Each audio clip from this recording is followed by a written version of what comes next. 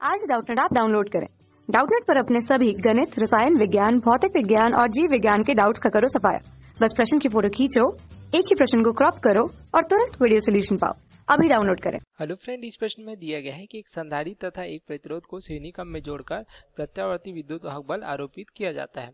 तो परिपथ में जो है परिणामी विभवांतर, धारा, प्रतिबाधा तथा धारा व विभवांतर के बीच कलांतर के लिए व्यंजक हमें ज्ञात करना है। तो इसके लिए हमने इस प्रकार से एक संधारित्र तथा प्रतिरोध को श्रेणी क्रम में जोड़कर इसे प्रत्यावर्ती स्रोत से जो है संयोजित किया है।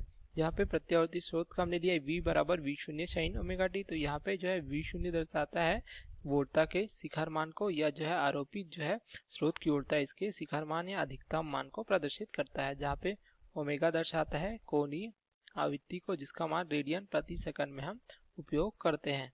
तो यह हमें प्राप्त हो जाता है 2πf के बराबर, या यह हमें प्राप्त होगा, ठीक है। 2πf जो है दर्शाती f जो है आवृत्ति को प्रदर्शित करती है। तो इस प्रकार से हमें प्राप्त हो जाता है। अब देखिए, स्रोत से जुड़ने के कारण एक धारा I प्रवाहित होगी इस प्रकार से, ठीक है।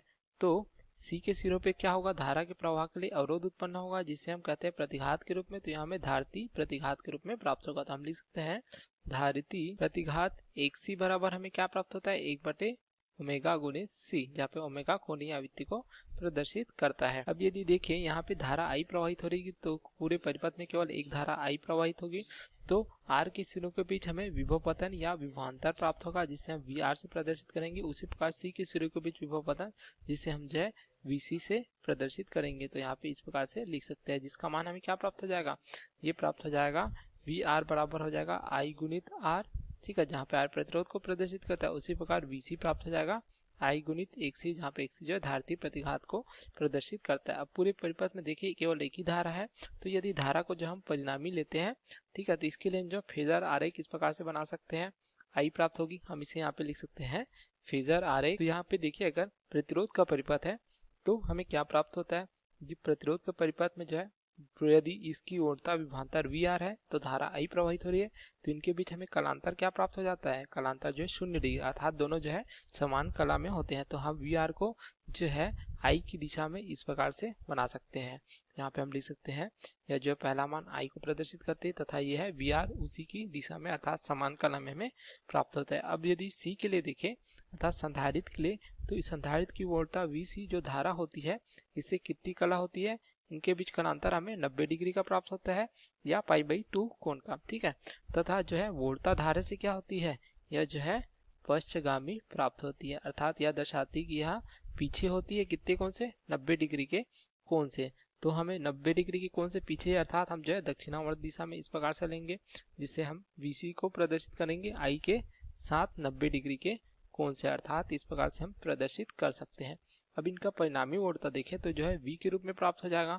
तो इससे प्राप्त करने के लिए हम इस प्रकार से बना सकते हैं, यदि VR के समांतर VC से इस प्रकार से एक रेखा खींचते हैं, ठीक है, उसी प्रकार VC के समांतर देख सकते हैं VR से एक रेखा खींचते हैं इस प्रकार से, तो दोनों रेखाएं जो एक दूसरे को काटती है जिस बिंदु पर, वही हमें परिणामी वोल्टता V के रूप में प्राप्त हो जाएगी, जिसे हम इस प्रकार से प्रदर्शित कर सकते हैं। तो इसे हम V के रूप में प्रदर्शित करते हैं तथा यह मान जो है VC के रूप में प्राप्त होता है।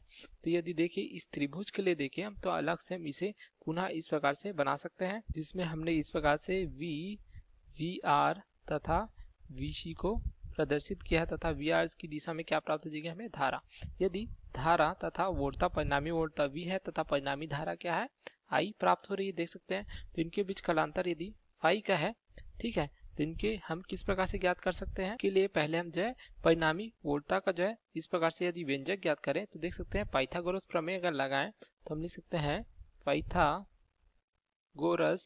प्रमेय से हमें प्राप्त हो जाएगा। तो हमें क्या प्राप्त हो जाता है, पाइथागोरस प्रमेय से कर्ण का वर्ग बराबर आधार का वर्ग धन लंब का वर्ग। तो यहाँ पे देख सकते कर्ण क्या प्राप्त हो रहा है हमें, ये जो है V के प्राप्त हो रहा है, V प्राप्त हो रहा है, ठीक है, तथा आधार है VR का वर्ग धन हो जाएगा लंब, ये प्राप्त होता है VC का वर्ग, इस प्रकार से। तो हम यहाँ पे मान रख देंगे V का वर्ग, VR हमने क्या लिया था देख सकते हैं प्रश्नानुसार, यहाँ पे देख सकते हैं IR तथा यहाँ पे I 1C के रूप में।